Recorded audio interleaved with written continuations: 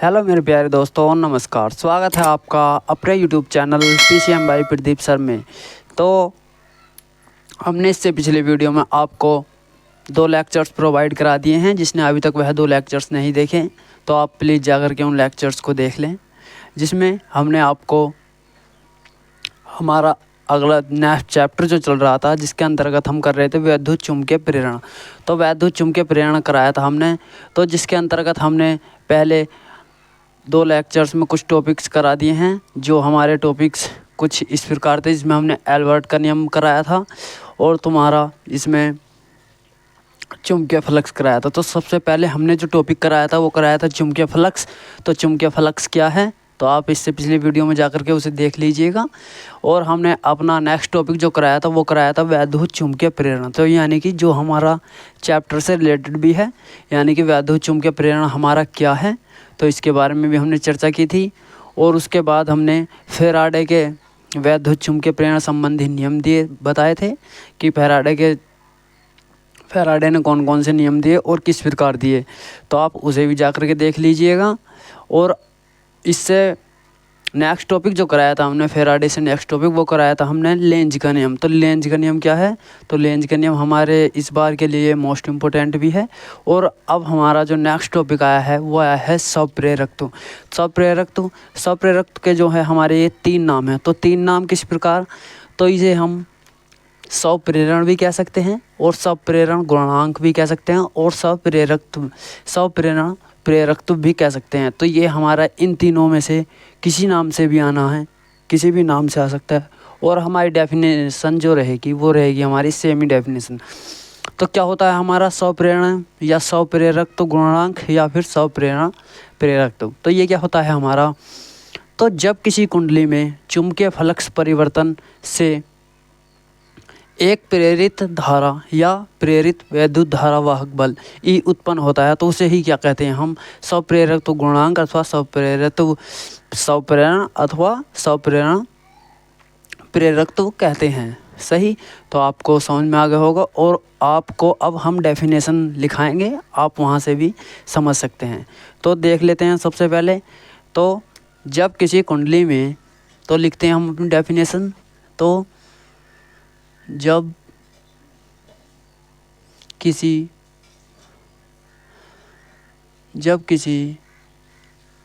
कुंडली में, तो आप मेरे साथ साथ ही नोट डाउन करते रहना और हम इसे डेफिनेशन लिखा करके बाद में अच्छे से आपको समझा देंगे। फ़िलहाल में आप मेरे साथ साथ ही नोट डाउन करते रहना, ठीक है। तो जब किसी कुंडली में चुम्बकीय फ्लक्स परिवर्तन से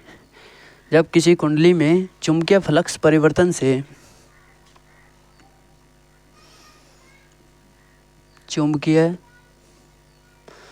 फ्लक्स परिवर्तन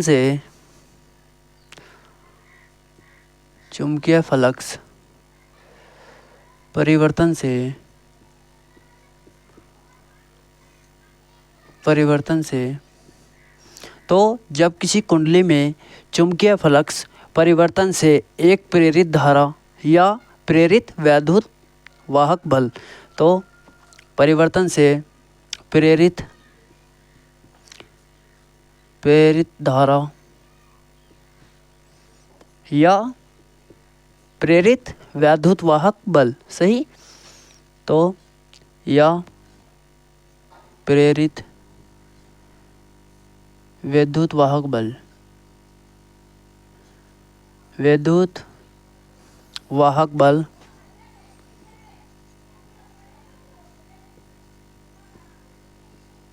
तो जब किसी कुंडली में चुम्बकीय फ्लक्स परिवर्तन से प्रेरित धारा या प्रेरित वैद्युत वाहक बल उत्पन्न होता है, तो उत्पन्न हो जाता है, यानी कि जब हम किसी कुंडली में किसी चुम्बकीय फ्लक्स में परिवर्तन करते हैं तो उसमें क्या हो जाता है, हमारा वैद्युत वाहक बल ई उत्पन्न हो जाता है।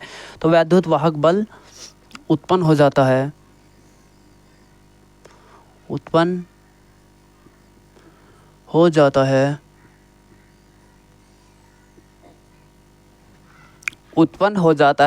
और वैद्युत चुम्बकीय प्रेरण की इस घटना को क्या कहते हैं हम, सेल्फ इंडक्शन कहते हैं। सही, तो वैद्युत चुम्बकीय प्रेरण की, तो वैद्युत चुम्बकीय प्रेरण की, तो वैद्युत चुम्बकीय प्रेरण की इस घटना को, प्रेरण की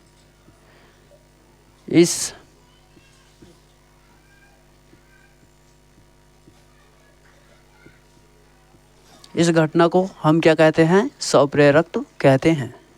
तो इसे क्या कहते हैं हम, स्वप्रेरण या फिर स्वप्रेरक गुणांक या स्वप्रेरण प्रेरकत्व।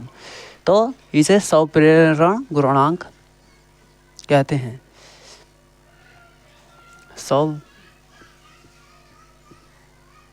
स्वप्रेरण गुणांक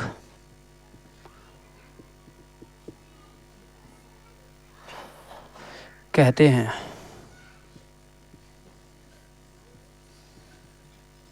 तो ये क्या हो जाएगी हमारी स्वप्रेरण अथवा स्वप्रेरक। तो इसकी क्या हो जाएगी, ये डेफिनेशन हो जाएगी।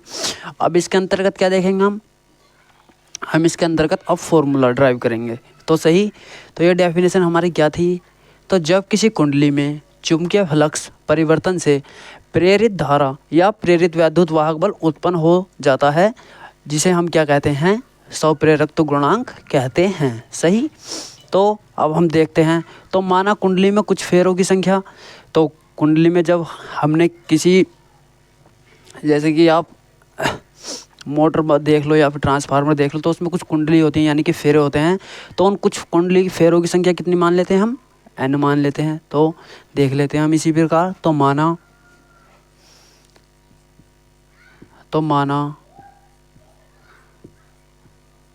कुंडली में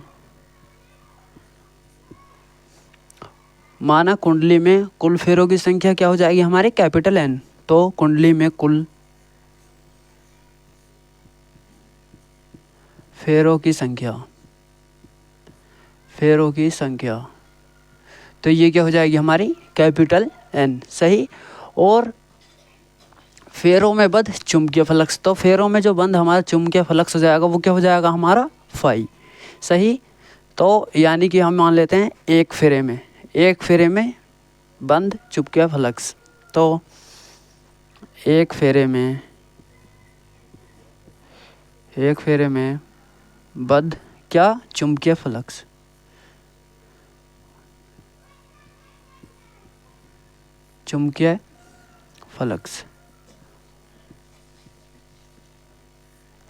तो एक फेरे में बंध हमारा क्या, चुंबकीय फ्लक्स।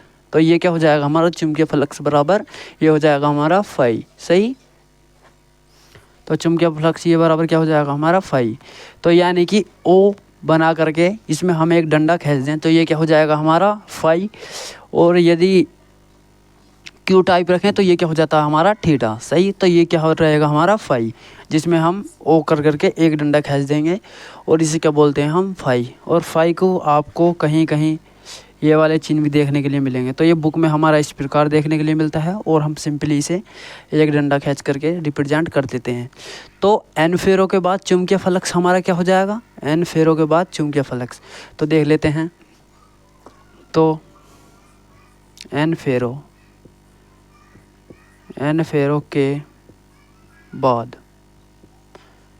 के बाद क्या हो जाएगा हमारा, चुंबकीय फ्लक्स,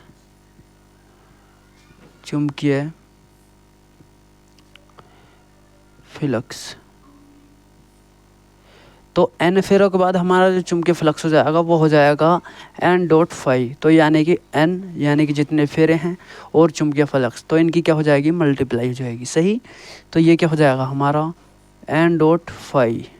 सही, तो ये क्या हो जाएगा हमारा, एन फेरों के बाद चुंबकीय फ्लक्स। यदि कुंडली में प्रेरित धारा आई हो, है नहीं, तो कुंडली से बद्ध चुंबकीय फ्लक्स की जो ग्रंथियों की संख्या होती है, संख्या के अनुक्रमानुपाती होता है। तो इसे क्या बोल सकते हैं हम एन डॉट फाई को इसे फ्लक्स ग्रंथियाँ भी बोल सकते हैं। तो इसे क्या बोल सकते हैं हम,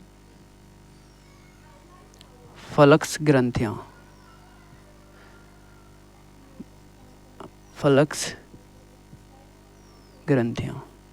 सही, तो ये क्या हो जाएंगी, हमारी फ्लक्स ग्रंथि हो जाएंगी। तो अब देख लेते हैं हम। तो कुंडली में प्रेरित धारा आई, तो यदि क्या हो जाएगी, यदि कुंडली में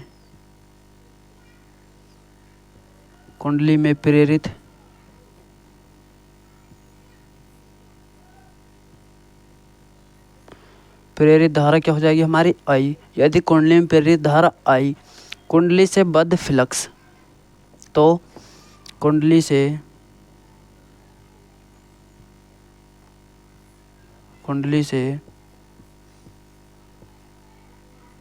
बद्ध फ्लक्स ग्रंथियां क्या हो जाएगी, बद्ध फ्लक्स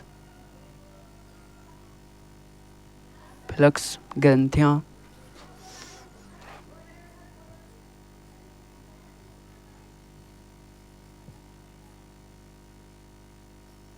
तो कुंडली से बद्ध फ्लक्स ग्रंथियों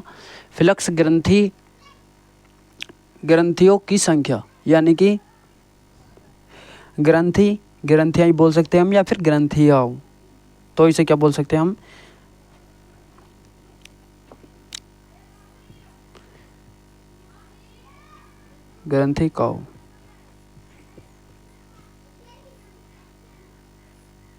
ग्रंथिकाओं की संख्या के क्या होती है, अनुक्रमानुपाती होती है। ग्रंथिकाओं की संख्या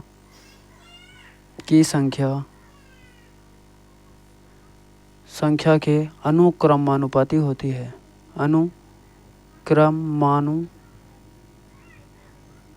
अनुक्रमानुपाती होती है। सही। तो अब हम देख लेते हैं इसे, यानी कि अर्थात हमारी क्या होती हैं, तो हम इसे थोड़ा रफ कर लेते हैं। सही। तो हम इसे डेफिनेशन को थोड़ा रफ करेंगे, तब तक आप इसका स्क्रीनशॉट ले लीजिए। तो आप सभी ने इसका स्क्रीनशॉट ले लिया होगा, तब तक हम इसे थोड़ा रफ करते हैं। सही। तब तक आप इसे थोड़ा रिवाइज कर लीजिए। तो ये क्या हो रहा है, हमारा डेरिवेशन पूर्व हो रहा है, यानी कि स्वप्रेरक के लिए हम फॉर्मूला प्रूव करेंगे। तो अर्थात क्या हो जाएगा हमारा, तो अर्थात क्या हो जाएगा हमारा, N∅, यानी कि N∅ बराबर क्या हो जाएगा हमारा, समानुपाती हो जाएगा किसके, धारा के। तो N∅ समानुपाती किसके, यानी कि अनुक्रमानुपाती किसके हो जाएगा, हमारी धारा के। तो किसके हो जाएगा, ये धारा के। सही। तो इसके लिए N∅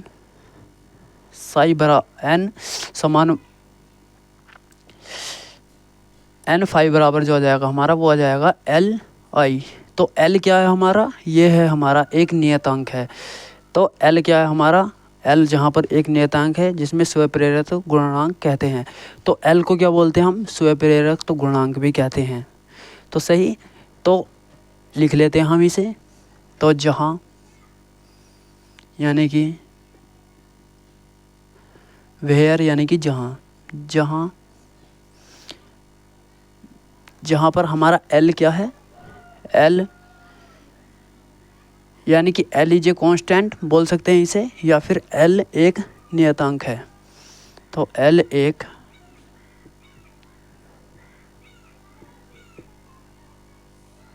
नियतांक है, L एक नियतांक है जिसे स्वप्रेरक गुणांक भी कहते हैं।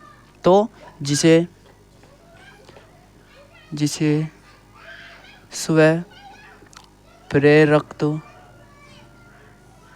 स्वप्रेरक गुणांक भी कहते हैं, जिसे स्वप्रेरक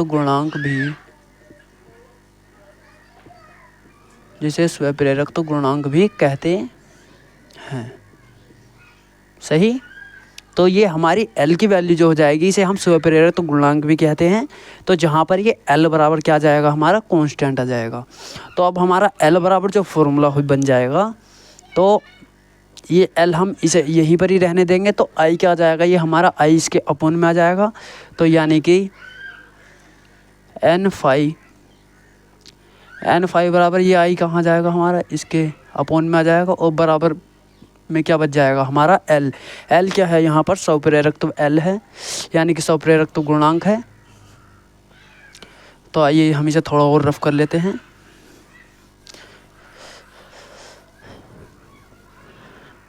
तो हमारा फाइनली L बराबर जो फॉर्मूला आ जाएगा वो आ जाएगा N फाई बराबर क्या आ जाएगा हमारा, ये I। तो ये क्या आ जाएगा हमारा, स्वप्रेरक तो गुणांक के लिए ये फॉर्मूला सिद्ध हो जाएगा। सही। तो अब हम इसका, पहले आप इसे देख लीजिए, आप इसका स्क्रीनशॉट ले लीजिए। सही, आप सभी ने इसका स्क्रीनशॉट ले लिया होगा।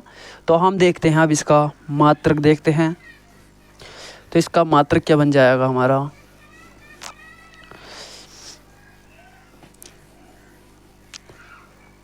सही। तो हम इसका मात्रक देखते हैं सबसे पहले MKS पद्धति में। तो मात्रक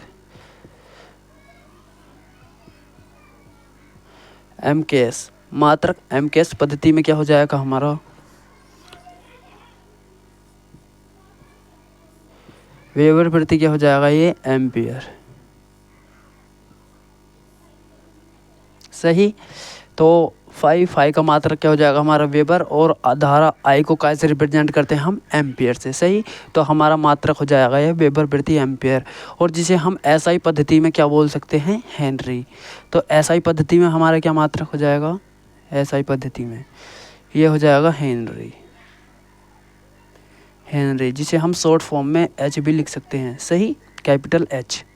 तो ये क्या हो जाएंगे, ये हमारे स्वप्रेरक तो L के जो है वो मात्रक हो जाएंगे। तो हम इसकी बीमा देखते हैं। तो स्वप्रेरक की बीमा क्या होती है हमारी, तो बीमा यहाँ देख लेते हैं। तो बीमा देखते हैं। तो L बराबर हमारा जो फॉर्मूला था, L बराबर वो था हमारा N फाई बाई अपोन में क्या था हमारा, L। सही। तो हमारी N डॉट फाई की, यानी कि इसकी जो बीमा आ जाएगी वो आ जाएगी हमारा ML का स्क्वायर और T स्क्वायर और A की पावर -1 और अपॉन धारा I की जो बीमा होती है यानी कि A। तो इसे कैसे रिप्रेजेंट करते हैं हम, A से।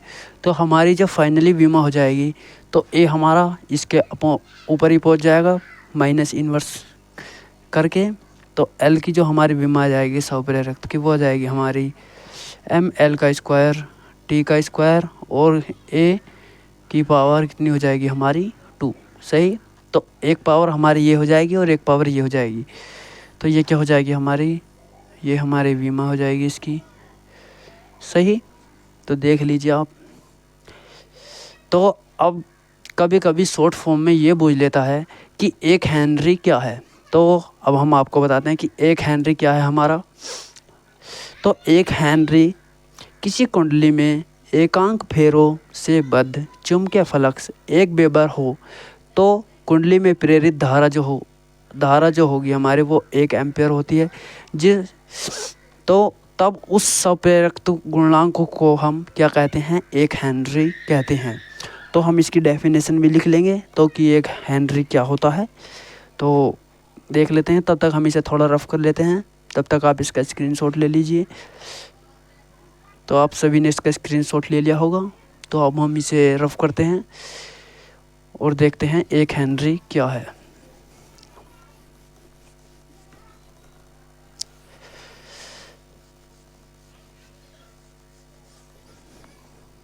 तो क्या देखते हैं हम, 1 हेनरी। तो 1 हेनरी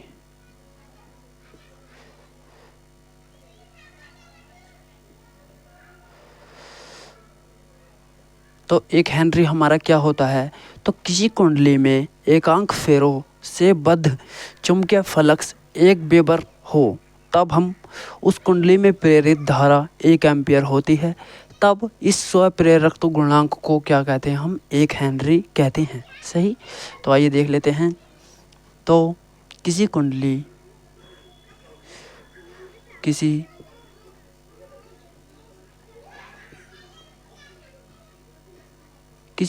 में बद्ध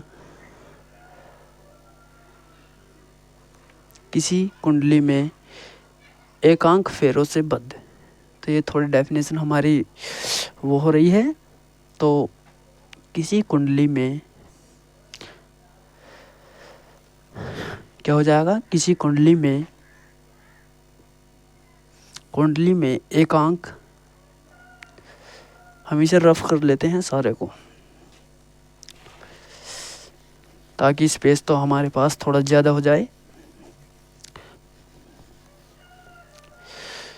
तो किसी कुंडली में एकांक फेरों से बद्ध,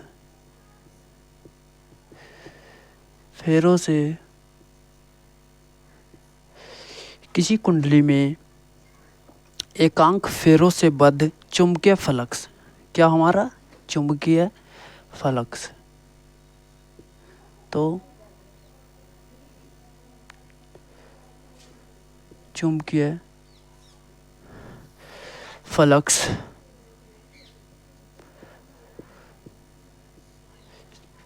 जो किसी कुंडली में एकांक फेरों से बद्ध हमारा चुंबकीय फ्लक्स, तो चुंबकीय फ्लक्स जो हमारा 1 वेबर हो, कितना हो, 1 वेबर हो, तो कुंडली में प्रेरित, तो क्या हो जाएगी हमारी, तो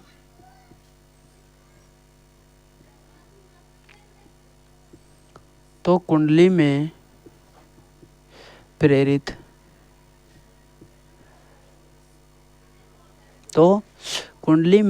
धारा 1 एम्पियर होती है। तो हमारी क्या हो जाएगी, तो कुंडली में प्रेरित धारा 1 एम्पियर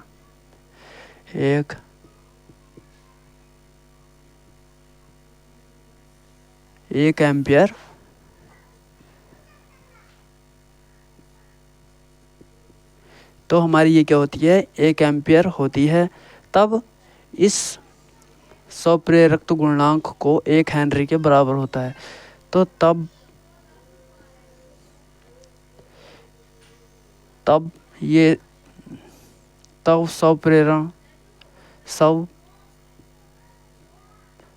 स्वप्रेरक यानी कि स्वप्रेरक भी लिख सकते हैं हम इसे, या स्वप्रेरण भी लिख सकते हैं। तो स्वप्रेरण गुणांक, स्वप्रेरण गुणांक जो होता है वो हमारा तब 1 हेनरी के क्या होता है, बराबर होता है। तो स्वप्रेरण गुणांक 1 हेनरी के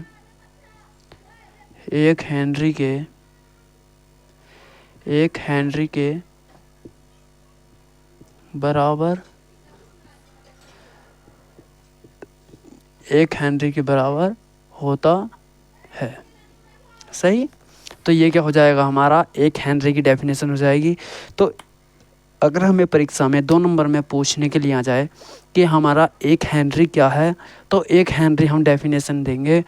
तो किसी कुंडली में एकांक फेरों से बद्ध, एकांक यानी कि कुछ समय में या कुछ टी समय मान लेते हैं हम, तो कुछ समय में बद्ध चुंबकीय फ्लक्स 1 वेबर हो, तो कुंडली में प्रेरित धारा 1 एम्पियर होती है। तब इस स्वप्रेरक गुणांक को क्या कहते हैं हम, 1 हेनरी के बराबर होता है। तो यदि आप सभी को यह वीडियो पसंद आए तो वीडियो को लाइक और चैनल को सब्सक्राइब करना ना भूलें।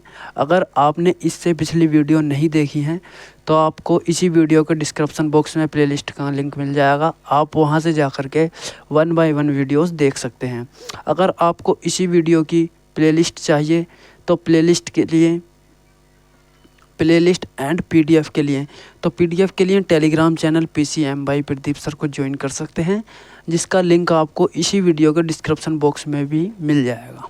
तो अगर आपका कोई दोस्त बंधु इस बार 12th में आया है या फिर BSc की तैयारी कर रहा है, तो आप उसे भी यह इन्फॉर्मेशन बता सकते हैं कि PCM by Pradeep sir BSc 12th class के लेक्चर्स ले रहे हैं, और आपको इस बार लगभग 80 से और 85 के बीच में परसेंटेज बनाने से कोई नहीं रोक सकता, अगर आपने यह वीडियो सही से देखी हैं एवं सही से टॉपिक्स याद किए हुए हैं। तो मिलते हैं फिर नेक्स्ट वीडियो में, तब तक के लिए धन्यवाद।